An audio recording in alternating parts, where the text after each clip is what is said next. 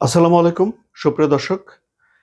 গাজাকে আবারও যুক্তরাষ্ট্র নিজেদের নিয়ন্ত্রণে নিয়ে যেতে চায় বলে খবর প্রকাশ হয়েছে। ওয়াশিংটন পোস্টে একটা খবর এসেছে, যে খবরে বলা হয়েছে যে যুক্তরাষ্ট্র অন্তত 10 বছরের জন্য গাজাকে নিজের নিয়ন্ত্রণে নিয়ে যেতে চায় এবং সেখানে যুক্তরাষ্ট্র একটা অবকাশ কেন্দ্র তৈরি করবে, একটা প্রযুক্তির হাব তৈরি করবে, আধুনিক একটা নগর তৈরি করবে। ইসরায়েলের হামলাতে গাজা উপত্যকার ৮০ ভাগের মতো জায়গা আপনারা ধরে নিতে পারেন যে এখন ধ্বংসস্তূপে পরিণত হয়েছে। অল্প কিছু জায়গা যেসব বেঁচে রয়েছে তার মধ্যে গাজা সিটি অন্যতম, এবং গাজা সিটিতেও ইসরায়েলের বিমান হামলা চলছে, ট্যাঙ্ক হামলা চলছে, এবং সেখানে যে 10 লাখ মানুষ বসবাস করছেন, গাজা উপত্যকার মোট জনসংখ্যার অর্ধেকের মতো, তাদের অনেকে এখন বাড়িঘর ছেড়ে অন্যত্র পালিয়ে যাচ্ছে। পালিয়ে আর কোথায় যাবে? যদি আশ্রয় কেন্দ্রে যায় তাহলে সেখানেও অনেক গাদাগাদি করে থাকা বেশি মানুষের ভিড়, কিংবা এই গাজা সিটির এক প্রান্ত থেকে অন্য প্রান্তে গিয়ে থাকার যেই চেষ্টা।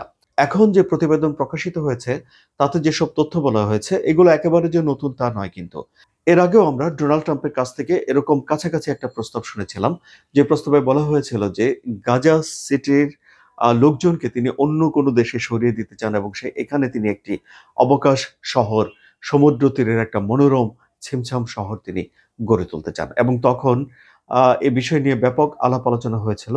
কিন্তু আবারও ঘুরে ফিরে এখন দেখা যাচ্ছে যে এই আলোচনাটা একেবারে মিটমাট হয়ে যায়নি। এখন অন্যদিকে ইসরায়েলের কিছু কর্মকর্তা বলছেন যে তারা পুরো পশ্চিম তীরের দখল নিয়ে যেতে চান। অর্থাৎ ইসরায়েল কিংবা তার বন্ধু রাষ্ট্ররা এই যে গাজাকে পুরোপুরি নিজেদের নিয়ন্ত্রণে নিয়ে যাওয়ার যে চেষ্টা বা ইঙ্গিত, যে কথাবার্তা, সেগুলো কিন্তু এখনো টিকে রইল। আবার গাজা সিটিতে এখনো আক্রমণ হচ্ছে, সেখানে মানুষজন মারা যাচ্ছে, মানবেতর পরিস্থিতি সেখানে রয়েছে, সেসব বিষয় আমরা জানি। বিশ্বব্যাপী নিন্দা জানানো অব্যাহত রয়েছে। ফ্লোটিলা যেই সংগঠন রয়েছে তারা ১০০টির মতো এখন জাহাজ পানিতে ভাসিয়ে নিয়ে এসে গাজায় ত্রাণ তৎপরতা করার একটা চেষ্টা করার যে কথা ছিল সেই উদ্যোগও রয়েছে।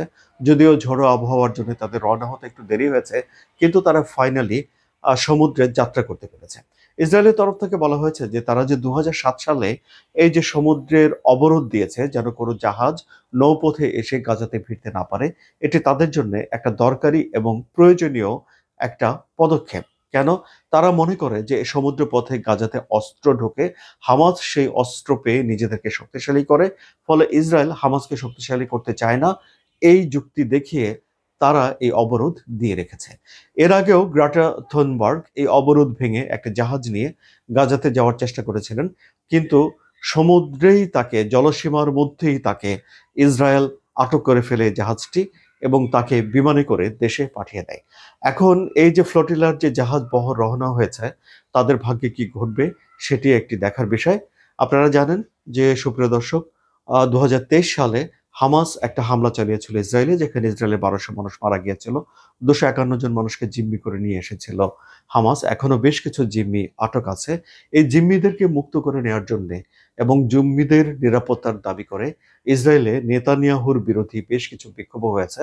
মোটামুটিভাবে প্রতি শনিবারই একটা করে বিক্ষোভ সেখানে অনুষ্ঠিত হয়, এবং এরপর মানে ২০২৩ সালে এই হামাসের আক্রমণের পর বেনিয়ামিন নেতানিয়াহু, ইসরায়েলের প্রধানমন্ত্রী, তিনি সর্বাত্মক যুদ্ধ শুরু করেন এবং এখনো পর্যন্ত এই ফিলিস্তিনের ৬৩,০০০ মানুষ ইসরায়েলের আক্রমণে মারা গেছে, যাদের অধিকাংশই নারী এবং শিশু।